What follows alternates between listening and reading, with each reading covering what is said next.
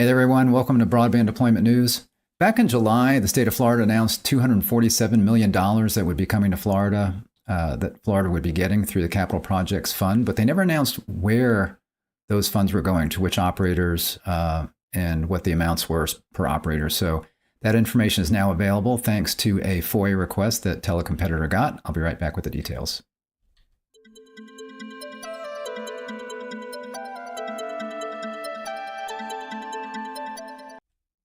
Hey there, Rick Husey from Zcorum. Thanks again for joining me today. So I want to take a look at this article and then drill in on some of the numbers. So you see here, Telecompetitor, $247 million in Florida.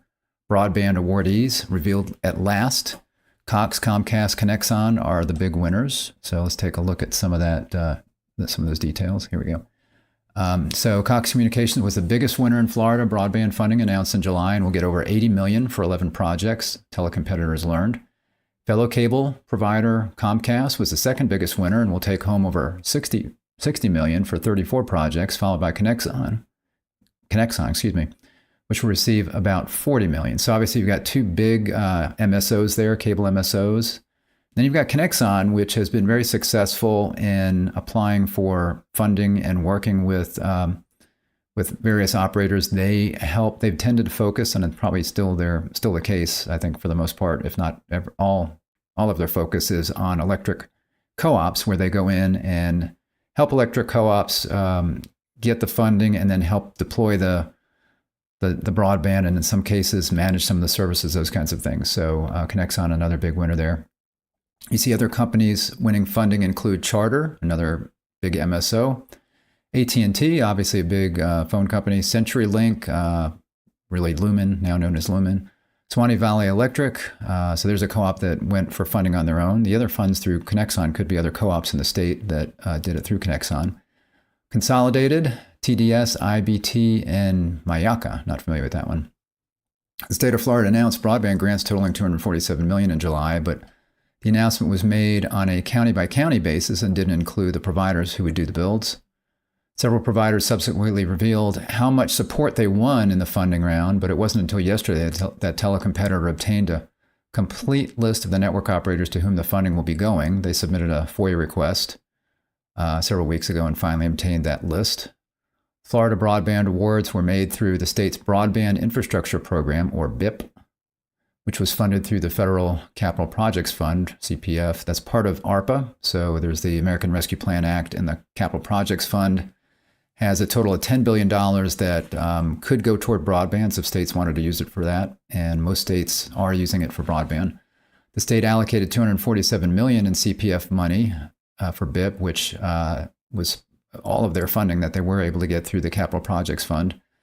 All projects winning funding are expected to support service at speeds up to 1 gig, other than CenturyLink Lumen's project in the city of Bonita Spring, which will provide symmetrical speeds at 100 megabits per second. And I'll talk about that in a minute. I'm not sure if they're just saying that's the minimum that we will say we'll provide, and they're going to do a gig anyway, or maybe it's DSL. I'll talk about that in a minute. The state of Florida previously offered a different broadband funding program known as the Broadband Opportunity Program, or BOP, I guess. Cable companies have been big winners in that program as well. Charter was the top winner in June 2023, and Comcast was the big winner in February 2023.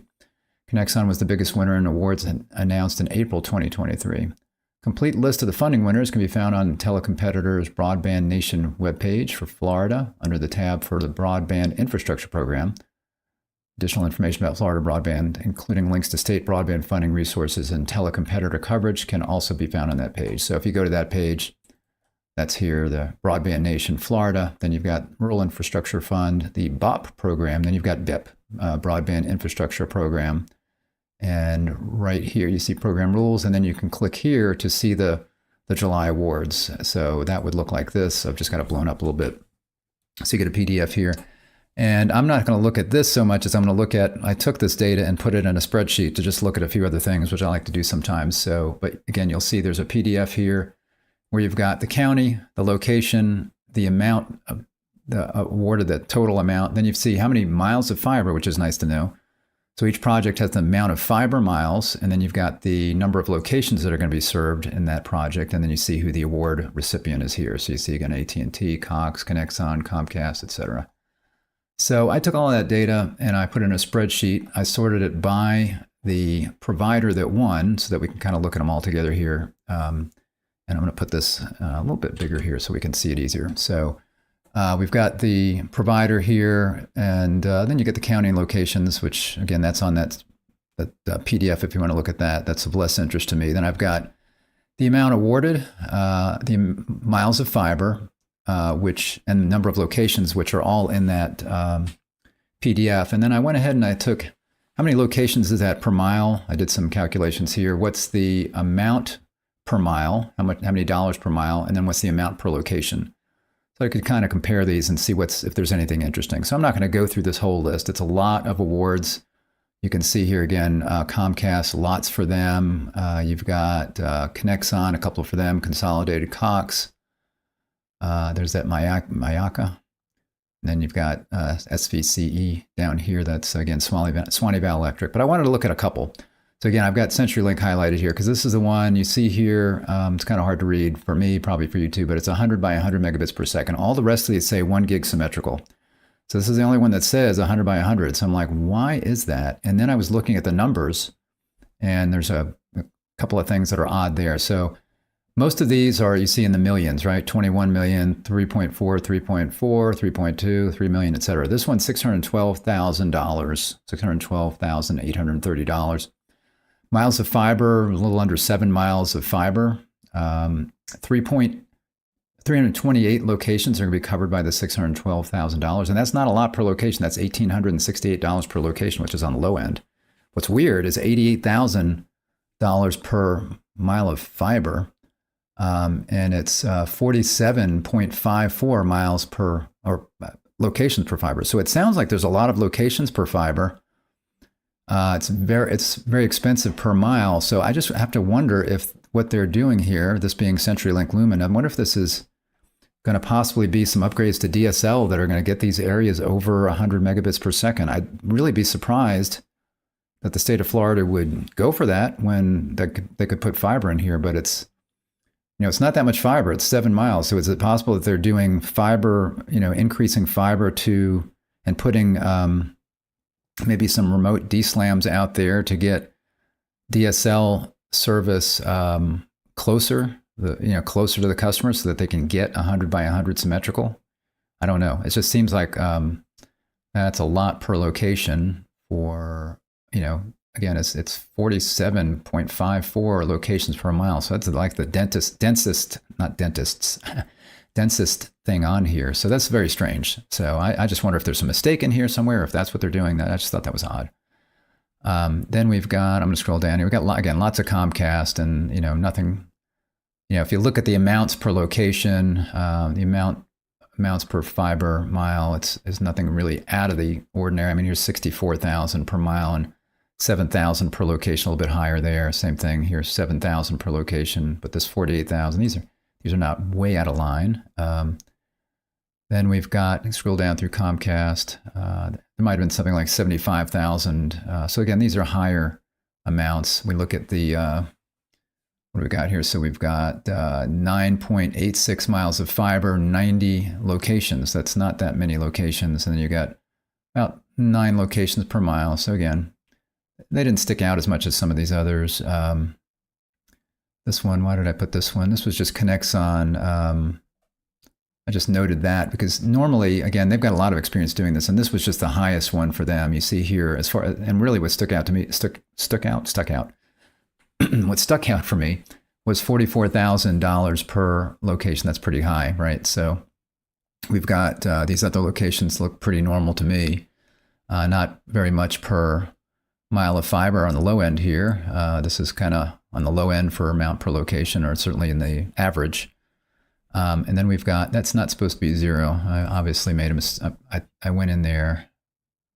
I wonder what that is. I must have hit the 0 on my keyboard when I had this up, and that is not 0. If I hit Control-Z, is that going to fix that? Yeah, okay, 0.29. So we've got $9.6 million roughly that they're getting there, 756 miles of fiber, 217 locations, and it's 0.29 locations per mile. So that, I think, tells me that this is remote. There's not that many people per mile. So that'd be a reason that would explain why it is so much per location. It's $12,000 per mile of fiber, but that's not that expensive, but it's a lot per location. So I think these locations are far apart, and that's the reason for that. Here you've got consolidated. What was odd about this one? Oh, this is a high amount per mile. So I just highlighted that one. So this is in consolidated, $825,000, just about 10 miles of fiber, right? Yeah, so that's not much fiber. 10 miles of fiber, 373 locations, 36.89 locations per mile, but it is $81,000 per mile. So that's on the higher end. And it's not much per location, 2,212. Then we've got Cox. This is one of the higher ones here on amounts per mile. So you got 24 million. So huge difference, let's say, between consolidated and what they're getting in this one location and what Cox is getting here. 248 miles of fiber compared to 10 miles there. 2,343 locations. 9.45 locations per mile. So it's not that remote. But you've got almost $100,000 here per mile, and it's about $10,000. 10.5 or $10,564 here per location. So that's on the higher end. And these would be fiber. So again, this is 248 miles of fiber. I guess some of this could be maybe, I guess, on a cable operator could be maybe extending fiber out closer to the customer. But I think we're probably talking about, this is Cox. I think we'd be talking about them actually overbuilding an area with fiber, or in this case, I don't think that would be the case, because if Cox has got cable plant there, then they should easily be able to provide something that would not make that an unserved area. The customer would be able to get service over their cable plant and DOCSIS, most likely DOCSIS 3.1 at the least. So I'm thinking these are greenfield areas, maybe adjacent to Cox, where they're going in, and they probably think they'd be doing fiber all the way to the curb there. So that's Cox. Here's a few more Cox I highlighted for some reason. Not sure why. I think higher on the amount per location. So here you got 13,000 per location, 18,000 per location. You can see as far as locations per mile, it's kind of remote. There's not that many people per mile, 3.7 per mile, 3.9 per mile. So that could explain that right there. Then we've got IBT Group. Let's see, about 4.7 million that they're getting. Oh, this is the one that was like crazy. So 5.9 miles of fiber. So not very much fiber, 520 locations, a lot of locations. Locations per mile, 88 locations per mile. When I'm done, I'm gonna have to redo the math on this. Or maybe there's just a mistake on the sheet. I don't know, but $796,000 per mile of fiber. And this $9,000, it's not totally out of line. $9,000 per location, but almost $800,000 per mile of fiber. So I don't know what's up with that. Now, this is in the community of Crystal Lake. So maybe they have to run the fiber under the lake or something like that in order to be able to do it properly. Or maybe maybe that's the cheapest way they could do it. Or they have to go around the lake. Maybe I don't know how big the lake is. I should look that up. So maybe it's got something to do with the lake there. So you got a lot of houses around a lake, and you've got to you got the circumference of the lake. I don't know. Anyway, I thought that was really odd there. Almost $800,000 per mile. Then we've got another high one per mile. This is at Mayaka. They're getting 705,000 approximately. 7.75 miles of fiber. So again, not a lot of miles of fiber. Only 23 locations, 2.97 locations per mile. So fairly remote. About 3 locations per mile. $90,000 per fiber mile, and then about $30,000 per location. So that's on the high end, I think, compared relative to some of these. Because you can see a lot of the others, you've got 30,000, 54,000 getting a little bit high, but again, this goes up. So you got almost 10,000 per location. Here you got 30,000, you got 4,000 per location. This is very reasonable to what we've been seeing. A lot of times it's 5,000, 6,000, whatever per location. Again, a couple that, the last one here that I thought was pretty high was, this is again, Suwannee Valley Electric, SVEC. So they're doing Suwannee, Hamilton, Columbia, Lafayette counties, and you can see what they're covering here. And they're getting 22.6 million. And that is going to be almost 3,000 miles of fiber, so they're going to be covering a lot. So this is an electric membership co-op. They tend to be in very rural areas. They cover big areas. You see they cover 4 counties. So they're going to be covering lots of the little areas in between towns that generally don't have good internet. So they are a good organization to do this. They've got a lot of the things that they need to be able to do this. They've probably got infrastructure. They may have fiber running between their substations in these counties. So they've probably got a lot of infrastructure there. So we've got 1,640 locations. And you can see here, again, being that they're electric membership co-op and being very rural, you can see it's under a person, under a location per mile. So that would account for a high cost per location, $13,790. Not high at all as far as the amount per mile in fiber. And that may be because they've got fiber already running in places. They've already got access. They don't need maybe, they've got access to their own middle mile infrastructure in a sense, and that they are probably running fiber, throughout this county to various substations. And what they're talking about doing now would be connecting up the end users. So it is still a lot per location because there's not many customers per mile. In this case, fewer than 1 customer per mile, but it's not much per fiber mile. So I thought that was interesting as well.